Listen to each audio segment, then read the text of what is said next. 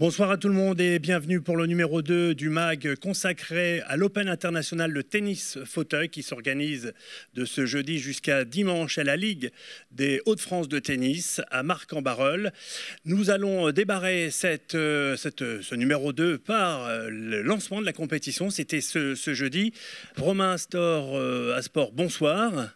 Bonsoir Jean-Philippe. Alors, il y avait un match complètement déséquilibré entre la tête de série numéro 1 de ce tournoi et contre le petit régional de l'étape. Est-ce que vous pouvez nous en parler ? Effectivement, c'était l'une des affiches de cette première journée, de ce premier tour. Michael Schaefer, tête de série numéro 1 du tournoi, ancien numéro 1 mondial, vainqueur de 2 tournois du Grand Chelem, dont Roland Garros en 2011. Et très en forme, c'est l'homme en forme du moment puisqu'il reste sur un été avec 3 titres ITF remportés. Et il affrontait le local de l'étape, le jeune Romain Goscio, local de l'étape. Exactement, local de l'étape qui s'entraîne sur ses cours, donc c'était une belle expérience pour lui. Alors, un cadeau un petit peu empoisonné, il a une invitation, il faut dire qu'il ne fait que du tennis fauteuil que depuis 4 mois, d'entrer forcément la tête de série numéro 1. Il n'y a pas eu de surprise puisqu'il a perdu 6-0, 6-0, mais malgré tout, ça va lui permettre d'apprendre vitesse grand V. Sa pratique du tennis fauteuil, c'est un ancien pratiquant de tennis valide. On l'écoute. Tout d'abord, c'est un apprentissage. Au niveau des déplacements, il se déplace super bien, beaucoup mieux que moi. Au niveau de la frappe de balle aussi. Et prendre de l'expérience, c'est vachement intéressant. Franchement, c'est hyper bien organisé. Il y a un petit salon là-bas sur le cours numéro 2, juste à côté du cours central, donc c'est hyper intéressant. La nourriture est excellente et la programmation est parfaite. Et le tennis fauteuil est en pleine croissance et je trouve ça hyper important d'avoir un événement de cette ampleur à la Ligue de Marc-en-Barœul. Voilà, donc on va passer maintenant à l'entrée en lice du Français, numéro 2, tête de série numéro 2, Frédéric Catenao, pardon. Il a débuté donc ce parcours ce jeudi après-midi. Qualification, ça n'a pas été simple, mais qualification. Effectivement, c'était le seul match programmé sur le cours central aujourd'hui, cet après-midi à partir de 14h. Lui aussi fait partie des grands favoris de la compétition. Une entrée en matière. Comme on peut rentrer en matière dans un tournoi, il faut toujours ces petits moments, ces petits jeux pour prendre ses marques, pour prendre ses repères. Mais l'essentiel est acquis pour lui avec la victoire. Voilà, il va analyser cette victoire, on va l'écouter dans un instant. Et puis bien sûr, il a des objectifs, c'est de retrouver les Paralympiques, et cette fois-ci chez lui, à Paris, en France. J'ai joué aujourd'hui un Malaisien qui est classé 50e mondial. Et donc c'est une personne sur qui j'ai jamais perdu. C'était un match difficile parce que c'est un premier tour, donc il faut se mettre en route. Et donc j'ai réussi à faire ce bon résultat qui est de 6-3, 6-4. L'objectif effectivement c'est d'aller chercher la victoire pour la simple raison c'est qu'on est sur un tournoi ITF et nous avons des points au niveau international et pour se classer au niveau du ranking. Et en fait, du coup, d'aller le plus loin possible et puis pour ma préparation pour l'avenir. Tout simplement, Robin, qu'est-ce que l'on peut retenir de cette première journée chez les simples hommes ? Eh ben, une première journée avec les favoris qui ont répondu présent, et ça c'est l'essentiel, et ça c'est beau, la compétition qui va se poursuivre demain et tout au long du week-end. C'était l'entrée en lice aussi des femmes. Chez les Françaises, on a suivi plus particulièrement Sandrine Caudron-Paulin, 39e joueuse mondiale. Elle n'a pas non plus été épargnée par le tirage au sort. Ce jeudi matin, elle était confrontée à Nalani Bouab, tête de série numéro 4 de l'Open. La Suissesse est 22e joueuse mondiale. Robin, là aussi, pas de surprise. Pas de surprise, effectivement. Elle va nous le dire dans quelques instants, mais pour elle aussi une bonne expérience cette rencontre et de bon augure puisque les sensations étaient quand même là avant les possibles Jeux paralympiques l'été prochain. On va écouter déjà la vainqueur du jour, Nalani Bouab, donc, qui revient sur son premier succès et qui bien sûr également vise les Paralympiques 2024.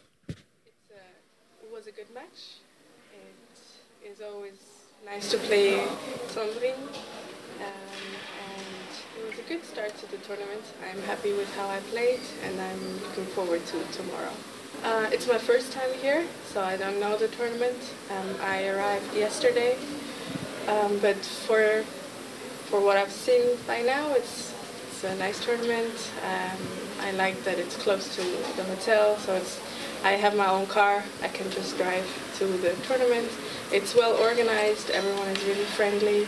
I've known Emmanuel for a long time when I was a junior.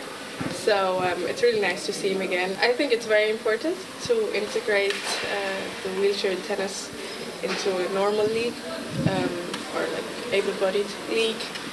He's doing a great job. I think France in preparation for the Paralympics is doing a great job in bringing it to the public and promoting wheelchair tennis and all the other handy sports. It's the qualifying year, so this tournament is very important that I get points and I will try to win it. That's my goal. Les Paralympiques, c'est donc un objectif aussi essentiel pour Sandrine Caudron-Paulin, objectif qu'elle aborde dans cette interview. Elle parle aussi de son employeur, Randstad, qui est aussi l'un des partenaires de l'Open International Tennis Fauteuil des Hauts-de-France. Le résultat est un peu sévère. J'aurais mérité quelques jeux de plus parce que c'était une jolie bataille. Après le tirage un peu dur, c'est quand même Nalani, c'est la 22e mondiale, donc c'est du très beau jeu. Voilà, c'est une entrée un peu rude pour moi, mais je suis ravie de... C'est important de faire ce type de match pour savoir ce qu'on fait bien, ce qu'on fait moins bien, les axes de progression. Donc non, je suis pas déçue. Voilà. On a tout de suite été pris en charge, enfin je veux dire l'arrivée parfaite. Hier soir il y a eu un cocktail d'accueil. Voilà, l'hôtel est impeccable. Donc pour l'instant, on a 10 sur 10. C'est une très belle structure. Je sais que j'ai rencontré alors ça fait pas hyper longtemps que je joue en tennis fauteuil, donc, mais j'ai rencontré pas mal de joueuses et même joueurs quand je faisais un peu de tournoi France et qui c'était mixte de cette ligue. Donc je trouve que voilà, c'est très très important que la ligue soit impliquée, qu'il y ait des tournois. Je passe un petit message à ma ligue, puisqu'en région lyonnaise, il n'y a pas de ITF pour nous, donc j'aimerais bien que ça s'ouvre un peu. Donc ça, ce serait chouette. Donc je vois que c'est bien développé ici. Bravo, bravo au Nord. J'aime bien Randstad, puisque ça fait 17 ans que je fais partie du groupe. Je suis dans la division recrutement de cadres en CDI, donc ça s'appelle Randstad Search. Ça, c'est mon métier depuis 17 ans. Et j'ai la chance, donc je suis rentrée dans cette entreprise valide, j'ai eu l'accident un an après, l'entreprise m'a très très bien accompagnée tout au long de mon handicap, de mes arrêts, de ma rééducation, et puis après donc tout au long du process. Et quand j'ai commencé à jouer en tennis fauteuil, j'en parlais plus à mes collègues, et puis quand ça a commencé à payer un petit peu au niveau des résultats et que j'ai souhaité faire des internationaux, c'est vrai que là j'en ai parlé à la société, voir s'ils pouvaient m'aider. Donc j'ai eu le droit à un mi-temps sportif de septembre 2021 à septembre 2022. Je travaillais le matin, je jouais l'après-midi. Et depuis septembre 2022, l'entreprise m'a détachée à 100% pour ce projet. Donc je suis hyper chanceuse d'être dans cette société qui m'accompagne et qui me soutient sur l'évolution. Donc j'étais 83e mondiale, premier classement en 2021, 50e mondiale en 2022. Et voilà, aujourd'hui, je suis dans le top 30 et quelques, donc c'est chouette. En marge de la compétition était organisé ce jeudi le village des partenaires. Nous en recevons 2. Ce soir, on commence par Amandine Mutel, directrice générale adjointe de l'AFDAS. Bonsoir Amandine. Bonsoir.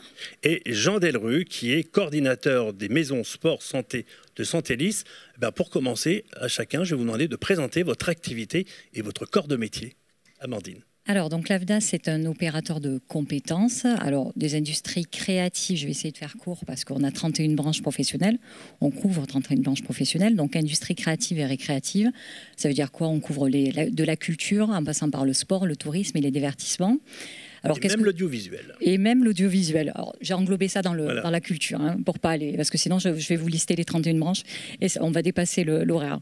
Alors, ça veut dire quoi être opérateur de compétences? On est à la fois des observateurs prospectifs de l'emploi pour essayer d'avoir un petit coup d'avance et de penser aux métiers émergents. On va designer aussi des formations, être designer un peu de formation. Ça veut dire faire de l'ingénierie de formation. Et on va surtout, c'est le nerf de la guerre pour les clubs sportifs, on va financer ces formations-là à destination des clubs sportifs. Alors concrètement, sur le terrain, on accompagne, on conseille, on finance à la fois les employeurs, on accompagne les sportifs professionnels dans leur reconversion et les sportifs de haut niveau également pour préparer, pour concilier formation et échéances sportives. Jean, de votre côté? Oui, donc moi je représente Santélis, qui est également un des partenaires du tournoi. Santélis, c'est une association à but non lucratif de loi 1901 qui existe depuis 1901, à la création de ces fameuses associations, avec le principal objectif d'être orienté vers l'hospitalisation à domicile.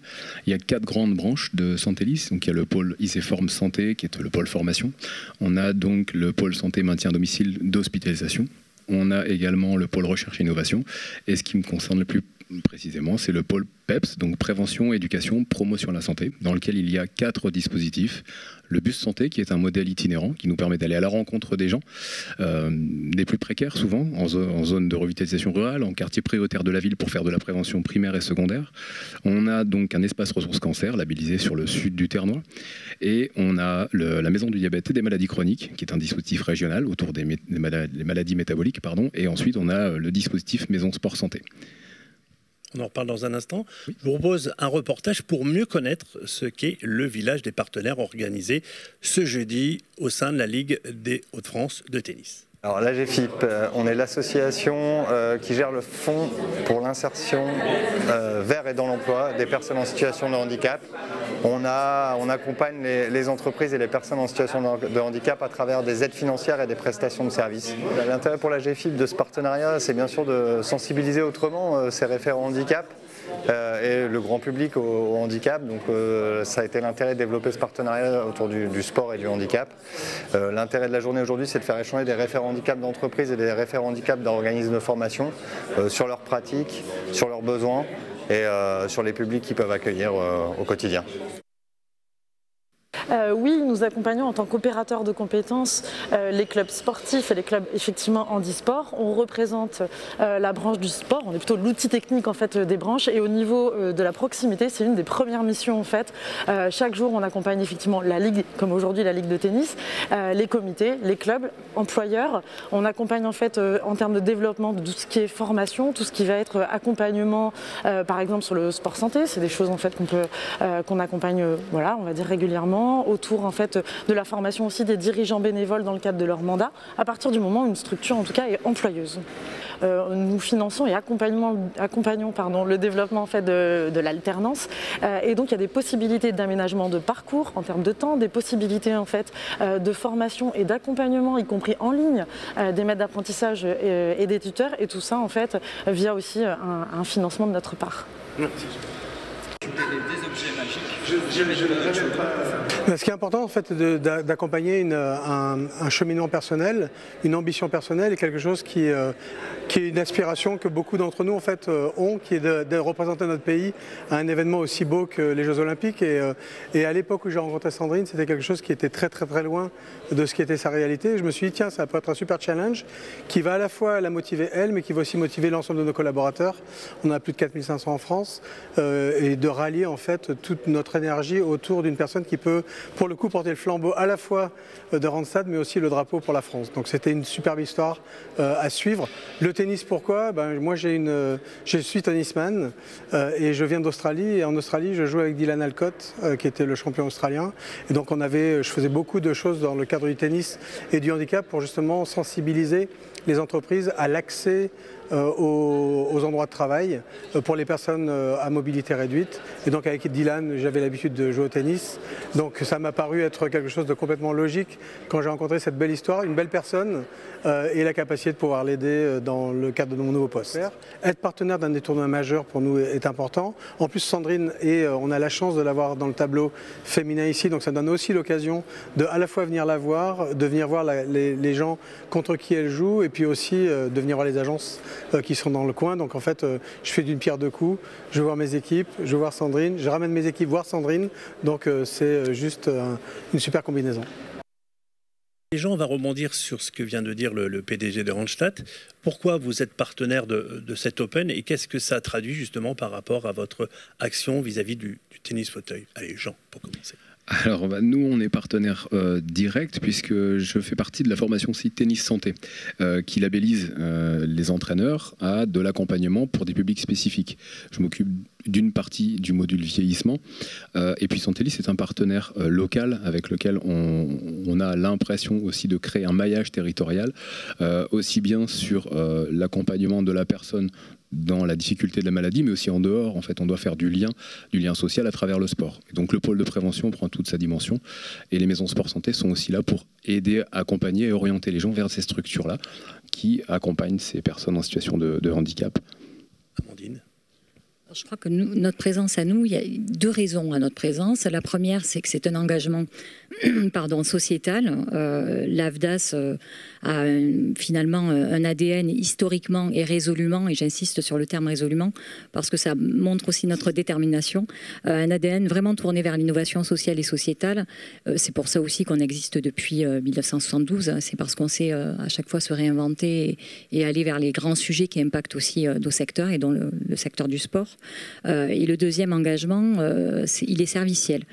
Parce que finalement, aller à la rencontre des clubs sportifs lors d'événements de ce type-là, c'est aussi assurer autrement notre service de proximité. Alors, il y a un invité qui se glisse tout au long de cette épreuve. Il s'appelle les Jeux Olympiques et Paralympiques 2024. Vous êtes tous les deux impliqués. De quelle façon, Amandine ? Alors, nous, on est impliqués de deux façons. La première, les Jeux Olympiques, c'est vraiment une très belle terre d'expérimentation pour les jeunes qui vont sortir, par exemple, de la Coupe du Monde de rugby et qui, dans ce tunnel, finalement, d'événements sportifs, vont pouvoir construire un véritable parcours professionnel. C'est une espèce de continuité professionnelle que l'on essaie de créer. Et donc, quand on a travaillé avec la Coupe du Monde de rugby, et je parle d'abord de la Coupe du Monde de rugby, on a travaillé dans une logique d'héritage et de permettre à ces jeunes d'assurer une certaine continuité professionnelle. La deuxième raison, on intervient aussi et on accompagne les JO, notamment sur le sujet de l'accueil, parce qu'il y a un enjeu dans les Jeux, c'est pas forcément un jeu de mots, il y a un enjeu d'accueil et d'organisation, c'est-à-dire qu'on a travaillé sur une cartographie des métiers liés à l'organisation des Jeux Olympiques pour que finalement, demain, on se rappelle que la France a un savoir-faire en matière d'organisation d'événements, que l'on sait accueillir les touristes étrangers. Et finalement, cet accompagnement, il va servir bien au-delà des branches de l'AFDAS, tous les secteurs concernés directement par les Jeux Olympiques. Jean ? Alors nous, on va utiliser plutôt les Jeux Olympiques comme un vecteur de communication parce qu'on est dans un secteur où les Hauts-de-France ont des indicateurs de santé très mauvais. Alarmants, effectivement. Et depuis longtemps ? Depuis longtemps et de plus en plus jeunes. Donc voilà, on voit des pathologies chroniques arriver à l'âge de 10-11 ans, chose qu'il y a 15-20 ans, on avait plutôt l'habitude d'avoir ces problèmes de santé autour de 40 ans. Donc la sédentarité, l'inactivité, les troubles alimentaires, et puis tout ce qui va avec font forcément écho. Et dans le domaine de la santé et de l'accompagnement, on utilisera ces vecteurs de communication que représentent le sport, l'effort, les sportifs aussi avec les valeurs qu'on peut avoir dans le cadre de nos dispositifs. Donc on n'a pas, nous, à vocation de conserver les personnes. On est un sas, une transition entre le milieu médical et le milieu sportif et associatif. Donc on va forcément orienter ces gens-là en utilisant ces exemples qu'on aura le plaisir, j'espère, de voir briller lors des Jeux Olympiques et Paralympiques, et un petit peu plus sur le Paralympique, parce que je pense qu'il y a de vraies valeurs aussi que l'on va pouvoir essayer de transmettre au travers de ces personnes qui des fois doutent sur leurs capacités. Alors, avant de nous quitter, concrètement, je découvre vos activités, je veux être formé, je veux travailler pour les Paralympiques ou les JO, je veux aller mieux au niveau santé grâce à vous. Concrètement, comment on fait pour vous contacter ? Amandine. Alors, nous, on va pas accompagner directement le salarié, mais on va accompagner l'employeur qui va vouloir embaucher un salarié comme vous qui souhaite intégrer la branche du sport. Donc nous, on va accompagner l'employeur pour créer son emploi, pour créer l'emploi de ce salarié, soit dans le cadre d'un contrat en alternance, ou soit le salarié veut monter en compétences. Et là, dans ces cas-là, nous l'accompagnons dans le cadre de son projet de formation, de projet de montée en compétences. Jean ? Alors nous, c'est assez simple finalement. Au travers de Maison Sport Santé, on a un numéro unique, on a un guichet qui permet aux gens de nous contacter directement. Ces gens rentrent en communication avec un CPS, donc on n'a pas d'infirmier, diététicien, enseignant, pas médecin. Justement pour casser cette barrière médicale, on a des conseillers prévention santé, ce qui est un petit peu plus accessible finalement pour des personnes qui ont peur d'aller vers le milieu médical. Et au travers de ce numéro, de ce guichet unique finalement, on peut échanger avec les professionnels pour identifier des partenaires, des associations, des clubs qui sont en capacité de répondre à leurs demandes et où les intégrer dans certains de nos parcours qu'on met en place aussi et vers lesquels, à la fin, on oriente finalement ces gens-là vers ces structures. Et puis on a une adresse mail, comme pour tout bon site internet, vers lesquels les gens peuvent nous envoyer un mail et ils seront contactés ensuite par téléphone par un des conseillers prévention santé. Alors, merci tout d'abord. La soirée de jeudi s'est achevée par un colloque dédié au handisport, Robin, avec une invitée de prestige. Effectivement, le premier colloque paratennis des Hauts-de-France avec une première table ronde en présence de Marie-Amélie Le Fur, qui est présidente du comité paralympique et sportif français. On notera aussi la présence lors de cette première table ronde de la soirée de la vice-présidente de la Fédération française de tennis, Florence Alix Gravier, ancienne joueuse de paratennis. Elle a été deuxième joueuse mondiale. C'était l'occasion de revenir sur les expériences et sur mettre en lumière et mettre en valeur le paratennis. Il y a eu des joueurs, il y a eu des entraîneurs, il y a eu tout un tas d'intervenants qui ont expliqué leur ressenti et leur expérience sur le handisport. Nous reviendrons sur cet événement dans l'édition 3 du MAG. Quant au numéro 2, il s'achève maintenant. Merci de votre attention. Merci à vous trois. Et bonne soirée, et notamment vous trois, ici au siège de la Ligue des Hauts-de-France de tennis qui accueille jusque dimanche l'Open international de tennis fauteuil Hauts-de-France. Bonne soirée à tous.